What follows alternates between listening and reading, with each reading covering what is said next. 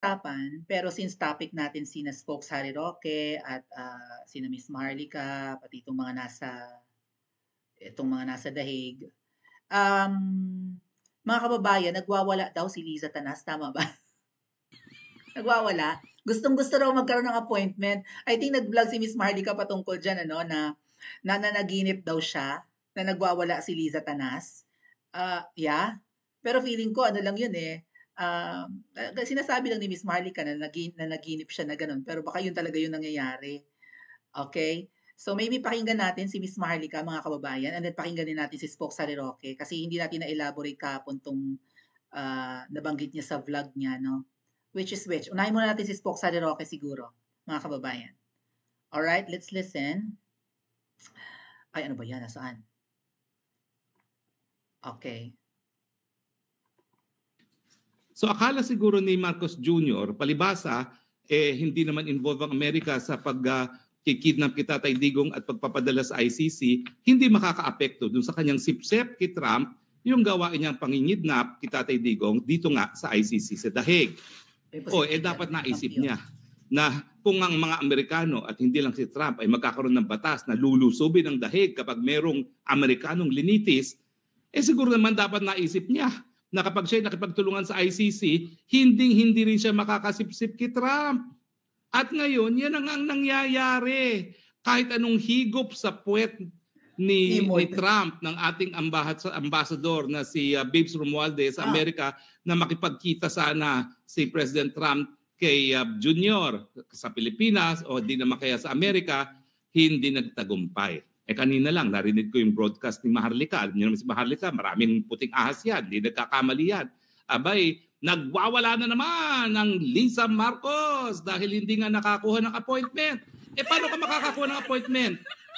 Siguro, meron kang sinisinghut nung nagdesisyon ka na ipakidnap na hindi mo nalaman na kapag ang Amerika may batas na lulusubin ang kahit sino makipagtulungan sa ICC, lulusubin ang dahig kapag naglitis ang ICC na kahit sinong Amerikano, siguro dapat naisip niya kung ikay nasa tamang pag-iisip na kapag ikaw ay gumawa ng kahit anong bagay na magbibigay lehitimo sa mga aksyon ng ICC gaya ng pangingidnap at pagpapadala kay Presidente Duterte sa ICC para litisin, bad shot ka sa Amerika. Lisa, ha? Hindi lang ikaw ang pwedeng mag-bad shot. Kung si VP Sara ay bad shot sa iyo yan, bad shot ka naman at asawa mo kay President Trump. Dahil ikaw, binigyan mo ng lehitimo ang mga gawain ng ICC. At saka mga kababayan, binanggit, nagwawala si Liza di umano dahil hindi nabigyan ng appointment or hindi magawa ng paraan ng kamag-anak ni Marcos Jr. na US, ano ba siya? Ambassador to the US, Babes Romualdez.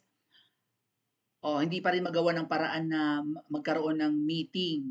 Either pumunta si President Trump sa Pilipinas or papuntahin si Ngiwi sa Anemika. Baka pumunta na naman ng Anemika si Ngiwi, may bit-bit na naman ng, alam nyo na, Kam-Kam Blues.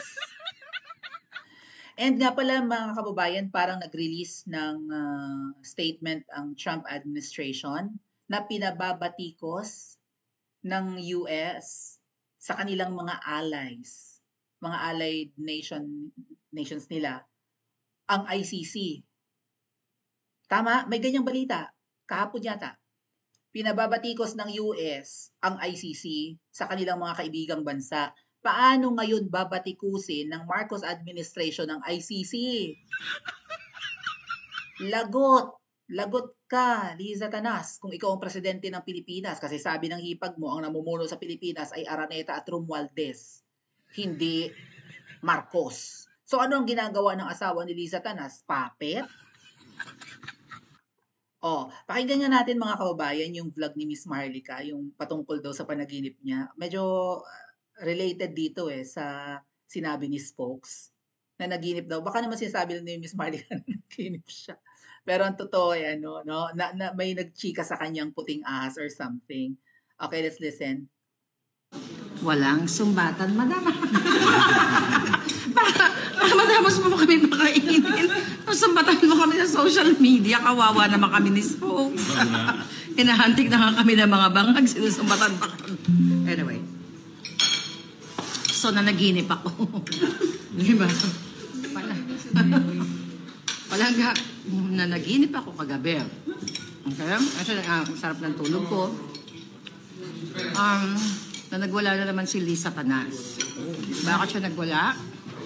Kasi sa ginawa niyang paggapang sa aking bansang, di ba? Sa bansang tinitirahan, sa aking mahal na bayan. Dalawa kasi yan. Pwede ba magmahal ng dalawa, di ba? 3, 4, di ba? Anyway. So dahil ginagapang ni Lisa Tanas na magkaroon ng meet and greet or meeting with my Lolo Trump, with President Trump, mga kapabayan, ay hindi siya nagwawagi. At kagabi, ayon sa aking panaginip, ay binulyawan niya at siligaw-sigawan niya si Ambassador Babes Romualdez.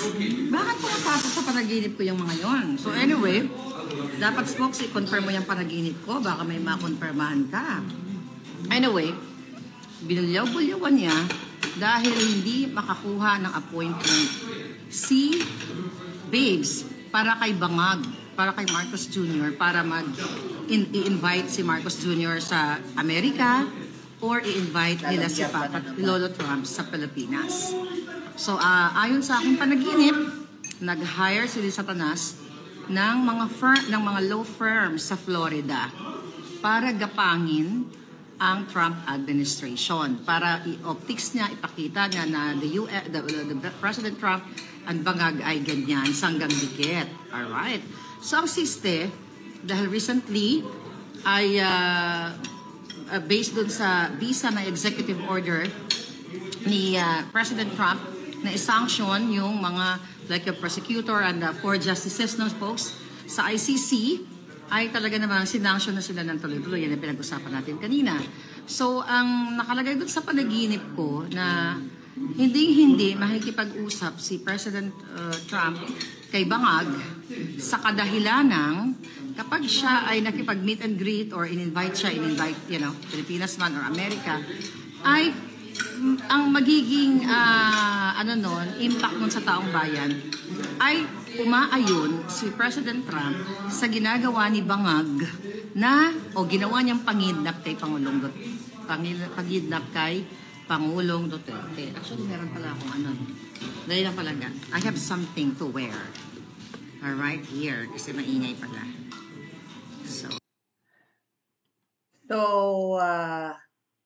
Nagwala-wala daw si Liza Tanas.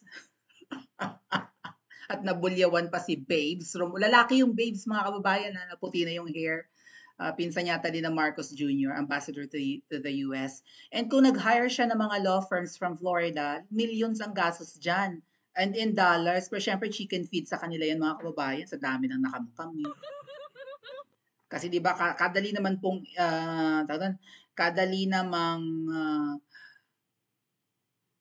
mahulaan na maraming nananakaw dahil nga wala namang projects. Trillion budget, hindi pa nangangalahati ang taon, ubos na. Saan napunta? Baha pa rin sa Pilipinas. Hoy, bumaba dyan, konting kulang sa Pilipinas, bumaba, lalo sa Maynila. Rainy season pa naman ngayon. So, saan napunta yung pera?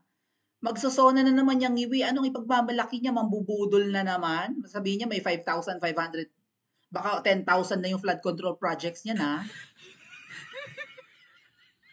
Diba? So, saan napupunta ang pera? Ay di malamang sa kamkaman. Hindi mo nga naririnig si Ngiwi.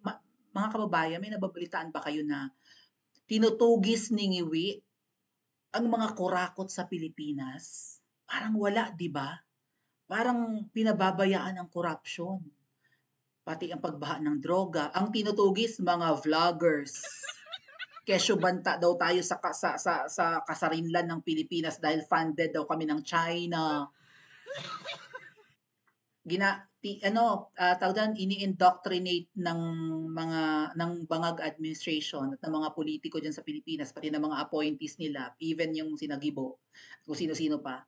Ini-indoctrinate ang mga Pilipino para magkaroon ng xenophobia or 'di ba, yung fear of not fear kundi galit. Galit sa China. That's xenophobia, right? Or xenophobia. Tinuturuan kayo magalit sa China. And kapag ka nagkaroon ng conflict, magpapakampi sa US para, syempre, ifa-fund ng US ang mga armaments, mga missiles, mga, di ba? Mga war kineme, oh, mga equipments at kung ano-ano pa, ifa-fund ng US. And of course, sa giyera may pera yan. Di ba? Oh. Paano sila kakampihan ng US ngayon? Ang gusto ng US ay batikusin ang ICC, usigin ng ICC. Mukhang nalalagay sa alanganin ang Niue administration. Kaya kung tatanungin ko kayo mga kababayan, matapos kaya ni Marcos Jr. ang kanyang term hanggang 2028? Ngayong nagkakandaletse-letse na sila? Pa-comment nga po sa comment section at mag-like and subscribe din po kayo.